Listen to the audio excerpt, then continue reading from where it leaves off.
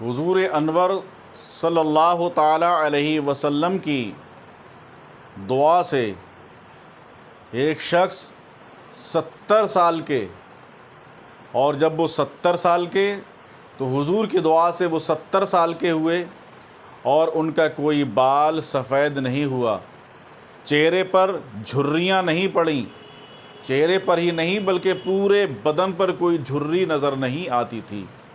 میرے آقا صلی اللہ علیہ وسلم کی دعا کا ثمرہ تو دیکھیے، حضور صلی اللہ علیہ وسلم کی دعاؤں کے نتائج تو دیکھیے۔ پہلے مدینہ طیبہ، پہلے مدینہ کی آب و ہوا اچھی نہیں تھی، وہاں قسم قسم کی وباؤں کا اثر تھا مدینہ طیبہ میں۔ چنانچہ ہجرت کی بعد اکثر مہاجرین بیمار پڑ گئے اور بیماری کی حالت میں اپنے وطن مکہ کو یاد کر کے پردرد لہجے میں اشعار پڑھا کرتے تھے اور روتے تھے۔ آپ نے ان لوگوں کو یہ حال دیکھ کر یہ دعا فرمائی کہ الہی مدینہ کو بھی ہمارے لیے ویسا ہی محبوب کر دے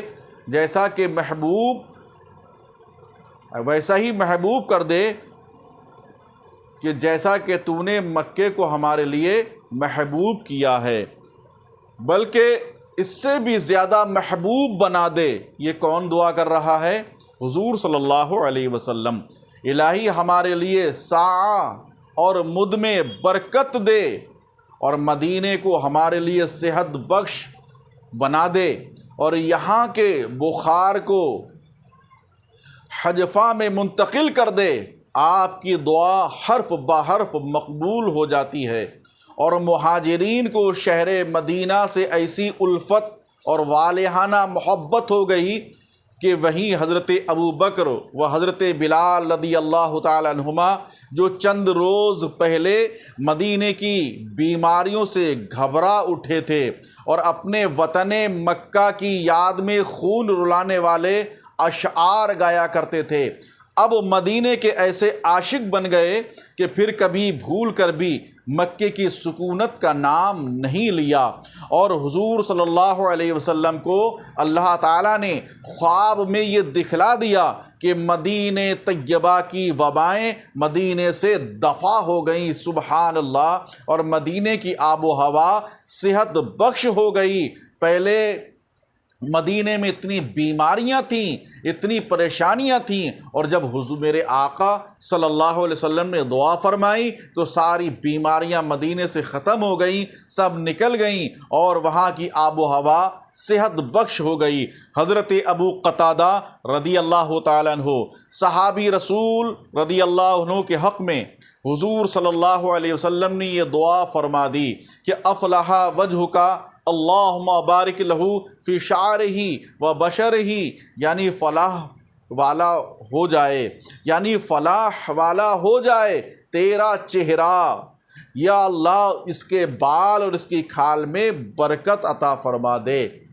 کس کے لیے دعا فرمائی؟ صحابی رسول کے لیے۔ وہ صحابی رسول کون ہیں؟ حضرت ابو قتادہ رضی اللہ تعالیٰ عنہ ہیں۔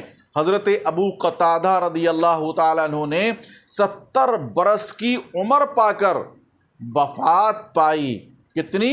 70 برس کی عمر پا کر وفات پائی، مگر میرے رسول کا معجزہ دیکھیے، رسول اللہ صلی اللہ علیہ وسلم کی دعا کا اثر دیکھیے، مگر ان کا ایک بال بھی سفید نہیں ہوا تھا۔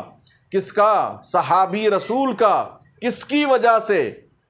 حضور صلی اللہ علیہ وسلم کی دعا کی برکت سے ان کا ایک بال بھی سفید نہیں ہوا۔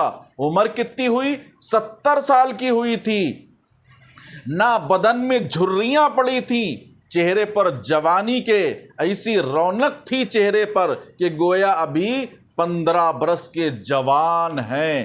اللہ اکبر۔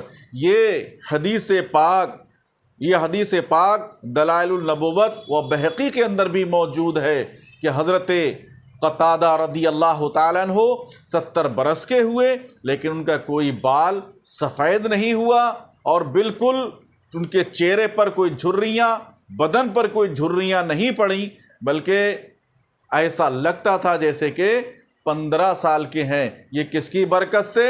یہ نبی کریم صلی اللہ تعالیٰ علیہ وسلم کی برکت سے، حضور انور صلی اللہ تعالیٰ علیہ وسلم کی دعا کا نتیجہ ہے میرے آقا صلی اللہ علیہ وسلم کی۔ اور حضور انور صلی اللہ علیہ وسلم نے دعائیں فرمائی ہیں، اور یہاں تک کہ دعاؤں سے بڑی بڑی مشکلات کا حل بھی فرما دیا ہے، اور طرح طرح کی قسم کی بلائیں بھی ٹل گئی ہیں، اور بہت سی چیزیں بڑی بڑی چیزیں ظہور میں آئیں۔ چنانچہ حضور خاتم النبیین صلی اللہ علیہ وسلم کے معجزات میں سے آپ کی دعا کی مقبولیت بھی ہے کہ آپ نے جب بھی مشکلات یا طلب حاجات کے وقت خدا کی امداد غیبی کا سہارا ڈھونڈتے ہوئے دعائیں مانگی تو ہر موقع پر اللہ رب العزت نے آپ کی دعاؤں کے لیے مقبولیت کا دروازہ کھول دیا ہے، اور آپ کی دعاؤں سے ایسی خلاف امید اور غیر متوقع چیزیں عالم وجود میں آ گئیں کہ جن کو معجزات کے سوا کچھ بھی نہیں کہا جا سکتا۔ اور بہت سارے ایسے معجزات ہیں حضور انور صلی اللہ تعالیٰ علیہ وسلم کے کہ آقا دو عالم صلی اللہ علیہ وسلم نے کس طریقے سے مردوں کو زندہ فرمایا اور جانوروں کو بھی زندہ فرمایا ہے نبی کریم صلی اللہ علیہ وسلم۔ اور ایک بات سنیے کہ جب کفار قریش حضور اقدس صلی اللہ علیہ وسلم اور آپ کے اصحاب پر بے پناہ مظالم ڈھانے لگے جو ضبط و برداشت سے باہر تھے، تو آپ نے ان شریروں کی سرکشی کا علاج کرنے کے لیے ان لوگوں کے حق میں قحط کی دعا فرما دی۔ چنانچہ اللہ تعالیٰ نے ان لوگوں پر قحط کا ایسا عذاب شدید بھیجا کہ اہل مکہ سخت مصیبت میں مبتلا تھے، یہاں تک کہ بھوک سے بیتاب ہو کر مردار جانوروں کی ہڈیاں اور سوکھے چمڑے ابال کر کھانے لگے۔ بالا آخر اس کے سوا کوئی چارہ نظر نہ آیا کہ رحمت للعالمین صلی اللہ علیہ وسلم کی بارگاہ رحمت کا دروازہ کھٹکھٹایا جائے اور ان کے حضور میں اپنی فریاد پیش کریں۔ چنانچہ ابو سفیان بحالت کفر چند رؤوس قریش کے ساتھ لے کر آپ کے آستان رحمت پر حاضر ہوئے، اور جب آستان رحمت پر حاضر ہوئے اور گڑ گڑا کر کہنے لگے کہ یا رسول اللہ صلی اللہ علیہ وسلم تمہاری قوم برباد ہو گئی، خدا سے دعا کرو کہ یہ قحط کا عذاب ٹل جائے، اللہ اکبر۔ اور وہ آپ کو ان لوگوں کی بے قراری اور گریہ و زاری پر رحم آ گیا۔ چنانچہ آپ نے دعا کے لیے ہاتھ اٹھائے اور جیسی دعا